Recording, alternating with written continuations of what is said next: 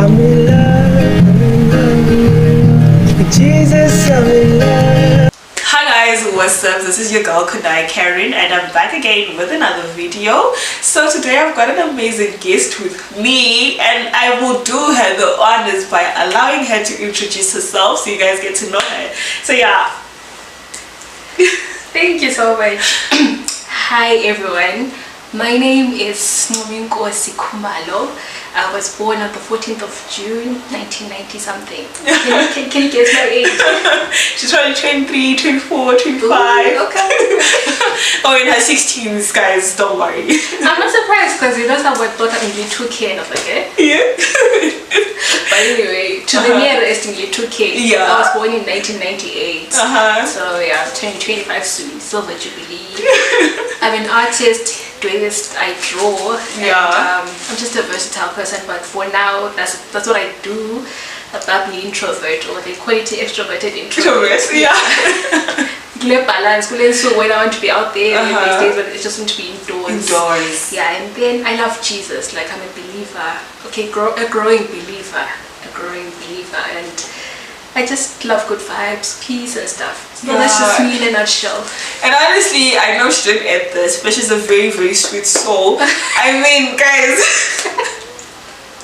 So we actually went to the same school, and every time I would see her, I'm like, oh, that girl, she's always so nice, always smiling, always happy. And I'm like, how do you do that?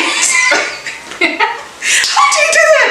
Because the girl was always saying, hi, how are you? How are you? Like the whole school, and I feel like you're very popular. The school knew you because popular, eh? Yeah, you were popular. Like everyone used to know me because everyone should like greet everybody like, hi, how are you?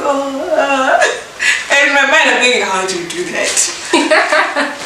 But yeah, you're really an inspiration to me, and that's why I brought you here. So yeah. Thank you.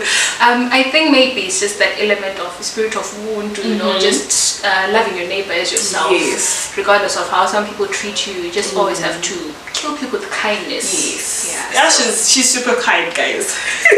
Thank you. It takes one to know anyway. So yeah, today we're just going to be having a conversation as sisters, talking about life, you know, finding your purpose, your goals, relationships, guys, yeah. So the first question I have for you, Nami, is how did you get to the point of finding yourself in terms of your career, what you want to be, and pursuing yourself, your career as an artist, and so on? I've always been that one person who's never wanted to waste time in life. I put it in a way which I say, I don't want to. Okay. Yeah. So I remember when I finished A-level, initially I thought I was going to go to NAST, you know, and the usual, graduate and then get a job, then get married and what. Yes. But somehow I changed something when I finished. I was so tired, and I'm so grateful for that fatigue at the time, because it helped me to introspect. Who am I? What is it that I want? Because I thought to myself, there's a lot of people who go to school, they experience law, and then 10 years later they discover that that's not even what I'm all about. Maybe I love kids. I want to have a nursery school. It's totally different things altogether. That's true. So after I finished school, I thought to myself, I need to think about what it is I really want. I looked at my passions, and in the process, that's when I discovered I have to nurture my relationship with God, because He's the one who created me.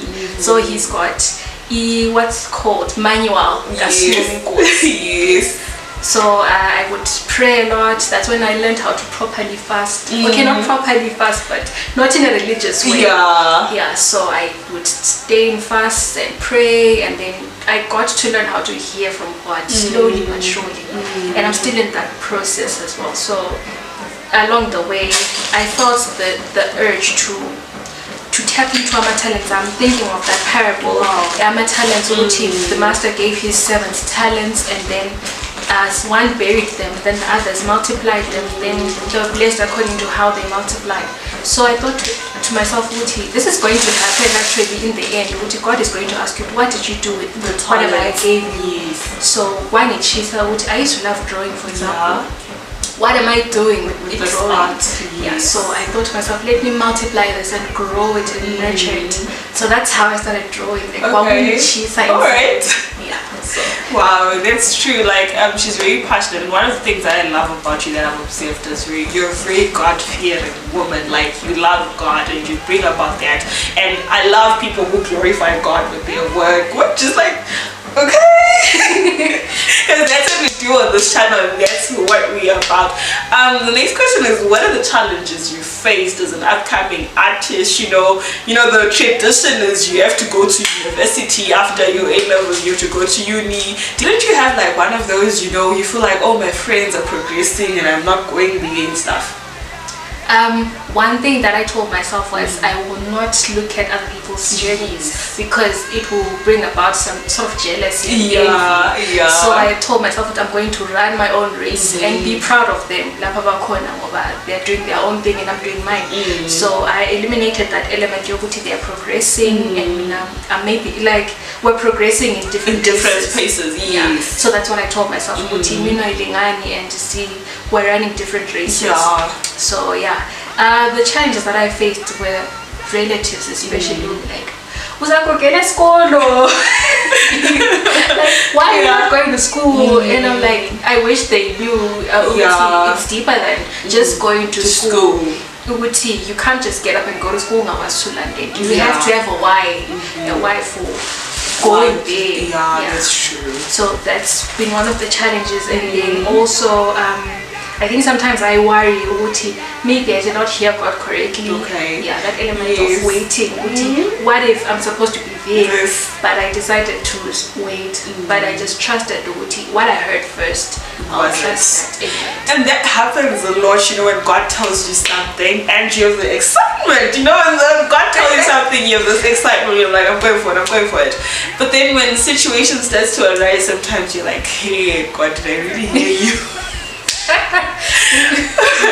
And there's one dynamic that I think I've managed to get to with my relationship with God is where sometimes when I'm in that season of like I'm doubting the word He gave me, He will confirm it. Like I'll probably be on Instagram just scrolling and then bump into a message by one man of God.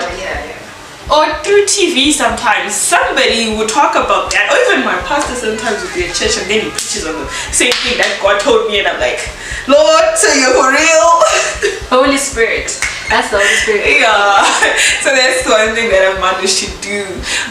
Okay, so the next question is Nomi. Okay. So the next topic is how has your journey been with you trying to find your purpose, discover your purpose, and going on to the relationship world? How has it been? Okay, so one of my concerns was it's finding someone who compliments me or when we complement we complement each other. So it's just been that thing. I'll be praying to get married to someone. We help each other fulfill our destinies, regardless of maybe how different our destinies are. But somehow God has a way of when to align. So I've just been cautious about that, to not be unequally yoked. Exactly. Unequally yoked. So that's just been... Because I always feel like as a gifted person, and like if you're in the limelight, you are sort of like a target. I don't know if you've experienced this, but the moment you're in the limelight, you're talented, you're making moves, you're taking up space, you become a target for all sorts of guys. The good guys, the Jack and Jills, how do you differentiate that? I'm grateful to God for the gift of discernment. Yeah. Discernment, like when you interact with, I told myself that when I interact with people, I should not just interact with them on a physical level, but speak to their spirits. Yes. Connect with their spirits. Like when I'm like, how are you? And then you say you're fine. In my heart, I'm like, you're not fine. You're not fine. Yeah, because I can feel it. So that's just how it is. Like when I'm interacting with different people, I will sense this person Lama bad vibes. Because energy speaks. It does, honestly. I've seen it also. I've encountered certain guys and you just see Kuti, this is like a walking red flag. And one thing I'm grateful for is that the Holy Spirit has put it within us. Like we've got that inward witness that tells us no. I mean, if you search through all the people you've ever dated, right? You can tell Kuti, this person, you knew from the onset that they were red flags. So yeah. Okay, so what other qualities do you think girls out there or you look out for in a guy? Okay, so number one, like non-negotiable, it's got to be a believer. Yeah. Because like as God's children, we really have to be about our Father's business. We are not here to play like